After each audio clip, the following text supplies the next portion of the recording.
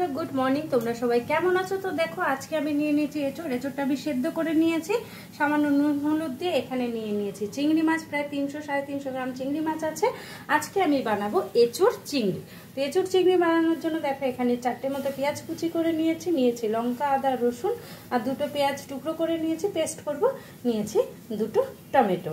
এখানে আলুটাও সেদ্ধ করে নিয়েছি, আলুটা আমি কেটে নেবো। এদিকে গ্যাসে কড়াই বসিয়ে দিয়েছি, কড়াই গরম হয়ে গেছে, এবার তেল দিয়ে দেবো। তেল গরম হয়ে গেছে, এবার চিংড়ি মাছগুলো ভেজে নেব। চিংড়ি মাছ ভাজা হয়ে গেছে, তুলে নেব।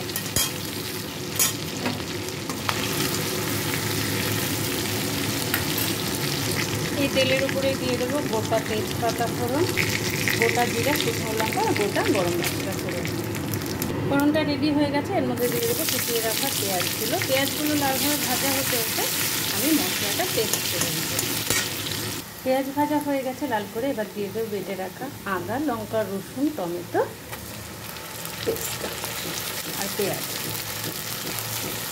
মিক্সির বাটিটা ধুয়ে সামান্য জলের মধ্যে এবার এর মধ্যে দিয়ে দেবো স্বাদ মতো লবণ, হলুদ আর ধনে গুঁড়ো, আর দিয়ে দেবো 2 চামচ মতো জিরে গুঁড়ো। মশলাটা খুব সুন্দর করে কষিয়ে নেবো তেল বের হওয়া পর্যন্ত। দেখো মশলা থেকে তেল ছাড়তে শুরু করেছে, মশলাটা কিন্তু কষানো হয়ে গেছে। এবার মশলার মধ্যে দিয়ে দেবো আমি সিদ্ধ করে রাখা এঁচোড়গুলো দিয়ে আমি আরও 10 মিনিট কিন্তু মশলার সাথে এঁচোড়টা কষাবো। অবশ্যই গ্যাসের ফ্লেমটা একদম লো করে দিয়েই এঁচোড়টা মশলার সাথে কষাতে হবে। এঁচোড়টা মশলার সাথে 5 মিনিট মতো কষানো হয়ে গেছে, এবার দিয়ে দেবো এর মধ্যে সেদ্ধ করে রাখা আলুটা দিয়ে আরও 5 মিনিট কষিয়ে নেব। এঁচোড় আলু মশলার সাথে 10 মিনিট কষানো হয়ে গেছে, এবার দিয়ে দেবো ভেজে রাখা চিংড়ি মাছগুলো দিয়ে 2 মিনিট মতো আরও কষিয়ে নেব। পুরো এঁচোড় আলু চিংড়ি কষানো হয়ে গেছে, এবার দিয়ে দেবো এর মধ্যে গরম জল।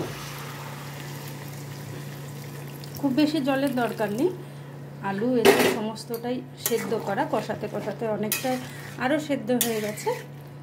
জল দিয়ে আমি আর 10 মিনিট মতো রান্নাটা করি। দেখো এঁচোড় চিংড়ি কিন্তু একদম রেডি হয়ে গেছে। এবার এর মধ্যে দিয়ে দেবো আমি 1 চামচ মতো